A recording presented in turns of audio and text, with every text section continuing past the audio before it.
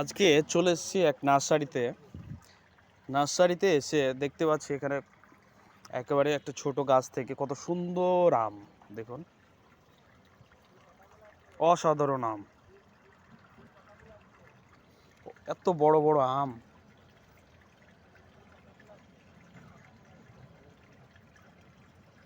মাশাআল্লাহ, এগুলো আল্লাহ তাআলার এগুলো সৃষ্টি কত সুন্দর। এই আমটার নাম আমি আপনাদের বলি, এই আম গাছের নাম হচ্ছে কিউজাই। নাম রেখেছে কিউজাই। এটা মূলত থাইল্যান্ডের একটি জাত। কিউজাই থাইল্যান্ডের একটি জাত। খুব সুন্দর আমের কোয়ালিটি দেখতে পাচ্ছে, খুব সুন্দর, অসাধারণ। এবং আমটা অনেক বড়।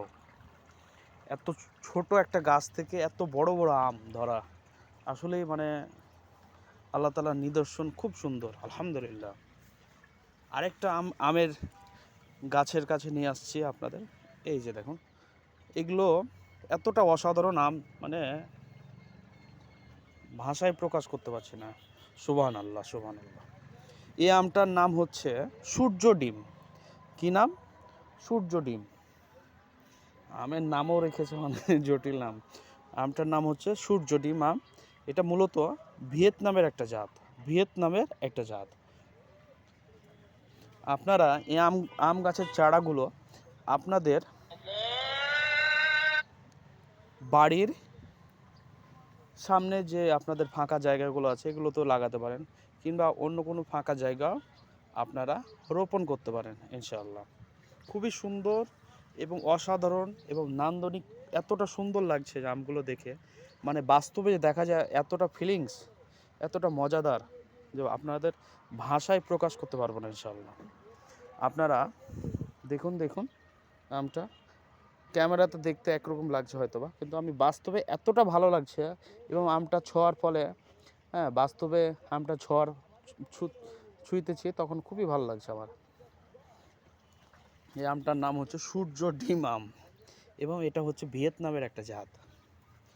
এই যে দেখুন, এই নার্সারি থেকে অসাধারণ। এখানে কত ছোট একটা গাছ থেকে আম, ঠিক আছে।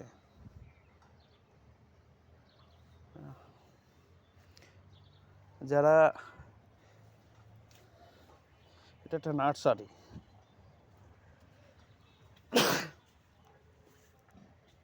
এটা আরেকটা হচ্ছে আম। আমটা একটু কালো কালো ভাব, তারপরও ভাল লাগছে দেখে, আলহামদুলিল্লাহ। ছোট্ট গাছ থেকে কত সুন্দর সুন্দর অসাধারণ আম। এই আমটার নাম কি বলুন তো, আপনারাই বলুন কি নাম হতে পারে। আরেকটা গাছে দেখতে পাচ্ছি ছোট্ট গাছ থেকে কতগুলো আম। এই যে দেখুন,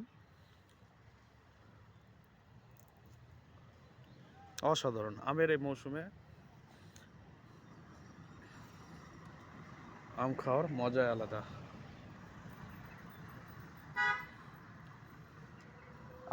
আমার হোম ডিস্ট্রিক্ট অ্যাকচুয়ালি চাঁপানবাবগঞ্জ। আপনারা যারা আম নিতে চান তারা আমাদের সাথে যোগাযোগ করতে পারেন। আমার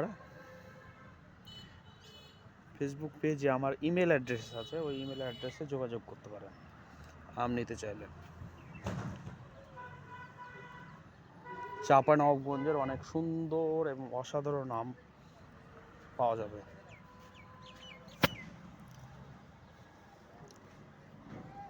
এগুলো মূলত বাইরের দেশের মেবি হতে পারে।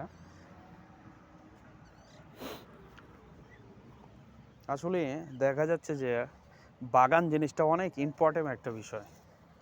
হ্যাঁ, এটা খোলা জায়গায় খোলা রাখা একরকম দেখা যায়, আবার বাগান যদি করা যায় তাহলে অন্যরকম একটা ফিলিংস পাওয়া যায়, যা আমি এই নার্সারি থেকে পাচ্ছি আলহামদুলিল্লাহ। আপনারা আপনাদের বাসার আশপাশে যদি কোনো ফাঁকা জায়গা থাকে এরকম বাগান করতে পারেন। যদি এটা নার্সারি, বাট আপনারা এই যে টব, এরকম একটা টব করবেন, টবের ওপর এরকম গাছ লাগাই দিবেন, হয়ে যাবে বাগান। আস্তে আস্তে অনেকগুলো লাগাবেন, তখন বাগান হয়ে যাবে ইনশাল্লাহ। এই যে টব দেখুন, গাছ, টব, গাছ, এরকম আপনারা নার্সারি থেকেও আপনার এরকম টব সহ গাছ কিনে নিলেন, এটা জাস্ট যে আপনার এলাকায় বা আপনার বাসার আগে আশপাশে এভাবে কি রেখে দিলেন। আলাদা এরকম যদি 5টা 10টা যদি গাছ রাখা যায় তাহলে একটা বাগান হয়ে যায় বলে মনে করি ইনশাআল্লাহ। এই যে দেখুন এই ব্যাগটা একটা ইম্পর্টেন্ট ব্যাগ, খুব গুরুত্বপূর্ণ ব্যাগটা।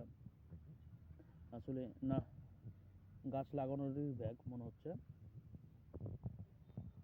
এই যে দেখুন এটা হচ্ছে বাঙালির ব্যাগ, হ্যাঁ, বাংলাদেশের মানুষের বুদ্ধি। এরকম আপনারা নার্সারি থেকে গাছ কিনে নিয়ে এসে বাসার আশপাশে রাখলে এনাফ, খুব সুন্দর লাগে। তো কিছু কথা বলছি যে আপনারা যদি আম নিতে চান আমার সাথে পার্সোনালি যোগাযোগ করতে পারেন আমার ইমেলে। আজকে নার্সারি থেকে চলে যাচ্ছি। আসসালামু আলাইকুম ওয়া রাহমাতুল্লাহি ওয়া বারাকাতুহু।